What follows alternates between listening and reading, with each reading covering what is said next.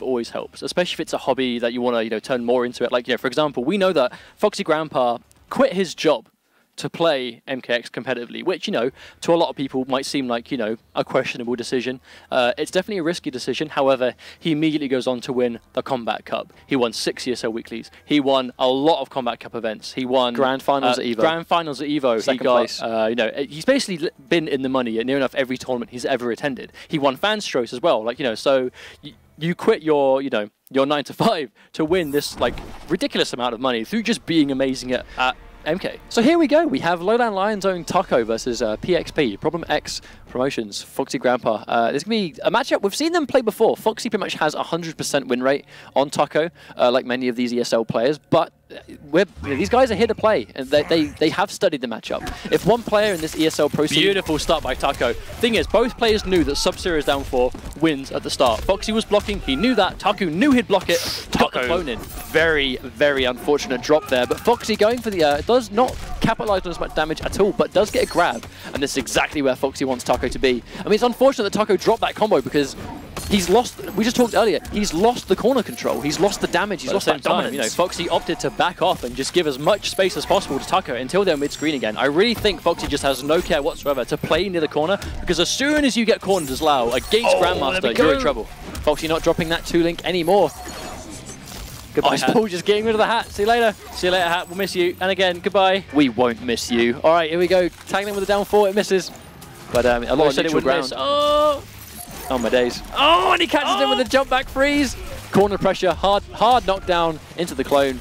I mean, we've seen... oh, and there we go, the jump and dive kick just to get out of the corner. Taco knew, and there's the down 4 whiff punish. This is just beautiful play right now. And there's the trip guard down 4. Taco playing really slow right now, but it's paying off. Oh, no, and as I say that... Speaking of playing slow, F0xy gets the full combo. Commentator's curse at his absolute worst. Here comes the orbiting hat. There really is... there's nothing he can do to stop that. That was chip territory all day, every day. That was a really long round 1.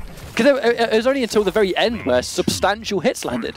F0xy, though, has got Taco in the corner, so this could be the end of round 1! What an amazing punish on the clone. Never seen that before. Like I said before, Kung Lao, Sub-Zero, these are 2 characters we've seen a lot in Europe. So if you can see that, if there are characters people in the EU will be ready for, it's Kung Lao and Sub-Zero. Oh, absolutely. I mean, like we've said, I think Europe really has these characters on lockdown. But F0xy is going to be so insanely familiar with this match because he trains with Madsen, he trains with Useful Glue. He's played Taco. He trains with Taco. These guys play often, countless times in tournament. I mean, F0xy knows the matchup. However, it didn't actually help him at Versus fighting where Madsen took it 6-0, Grandmaster versus Tempest. So I think that's one thing that F0xy tends to do is learn from this. When he loses a tournament, he definitely takes away. Hang on, wait for it. Kung Lao he can answer that for me. But that's what F0xy tends to do. If he loses in a tournament, he definitely learns from this. He takes from it and goes, what do I need to do? What did I do wrong? What shouldn't I do again? And that's pretty much it. But it's reflected. Little things like just being ready for the ice clone, seeing the ice clone, instant dive kick punishing the ice clone. One thing that I see Taco do a lot, like when he goes for his armored counter pokes, his armored reversal attempts, he tends to go to the meter burn slide a lot as the option, just because it's so quick. However, ice shatter is safer on block. It's still unsafe to a certain few moves. However, it's undeniably harder to punish the ice shatter than it is the slide. The thing is, I'd like to see him maybe go to the ice shatter a bit more because that is overhead. So obviously you have to stand up for that, and then it ends up giving you more jump back dive kick. But the thing is, ice shatter actually gives you a full combo. It gives you more damage than the reversal slide as well. I would imagine maybe Taco's going for the slide because he doesn't want to be armor. Exactly, he doesn't want to be armor broken right there. But he does get away with it. Drops the combo. Unfortunately, if he landed that would have actually thrown F0xy into the corner.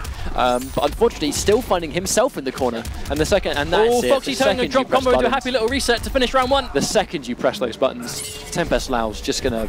he's gonna just put you in that blender. That is exactly what Tempest Lau wants to do. Oh, and he catches him with a regular orbiting hat. Taco running straight into it. Caught pressing buttons. Doesn't drop that 2-frame link. It's a hard knockdown. Here we go. So much damage from F0xy there. See, 35% even before the drop. That's a respectable amount of damage. Into a throw once again. Taco going to be back to the corner. Very quickly looking. This is going to be a very swift game too if Taco doesn't make a reversal. Oh, wow. Just as I say that, reverse throw just get him cornered with a clone on the screen once again. Things like jump back too. Things like that only seem to happen at the highest level where you know that a reversal was going to happen. So you do a wake up button or a throw knowing the opponent's going to expect it. Although, unfortunately, Taco just not even a third of the length of the previous game. F0xy just swiftly takes game 2. I really think Taco's going to change to Lau here. Something you've said quite a lot, and you said it in the break, you know, when we were waiting for the games to start, was when you play F0xy for a few games, sometimes your first few will be very back and forth, very, you know, to and from each other, I suppose. Very close, very slow. But when F0xy starts, he's a bit of a domino. You know what I mean? Like, when he gets things going and things start to go his way, he's amazing at keeping that going. He's quite a connoisseur of the snowball effect, I think. You know, the second F0xy gets going, he's going to snowball, and he's just going to, over time, make it harder and harder for you to win. Even if it's in a small set, he can do that to you. But the question is, have we seen Taco go for a character change? We have. As you predicted, it's going to be a Tempest Lau mirror match. I mean, we saw Taco, when they last fought in Red Fight District, that set, you know, it did go to F0xy, but Taco did manage to take a game off with Tempest Lau. So Andy gets the 4th ball link. Really good stuff from Taco to hit that. Hard knockdown. But that's the thing. Tempest Lau does a good job of dealing with Tempest Lau. That meter burn spin, very, very prominent at all times. I mean, this is probably one of the more traditional mirror matches in the game, I suppose. Like, neither character has, you know, any sort of severe gimmicks that haunts the other one. Like, it's very honest mirror match. Well, the thing is, the thing about a mirror match, right, as we can say it there, F0xy having more patience, but getting +2, knowing. I love that overhead there, because he knew that Taco was going to wait for the down 4, and that's exactly why he threw out that overhead. Match point F0xy in very, very swift fashion right now. Looks like he's going to be your first grand finalist today if Taco doesn't manage to pull something out of his hat. No pun intended. Pun fully intended. We'll move on. All right, so he gets a good grab, putting him in the corner. And to be honest, it's almost self-explanatory. We've seen F0xy do wake up back throw only in a Tempest Lau mirror match. What? I've never seen that. Oh, so many wake up attacks. I think right there, Taco was like, I have conditioned you to not wait for the spin and think something else is coming. And that's it. The second he does it, he goes for the grab.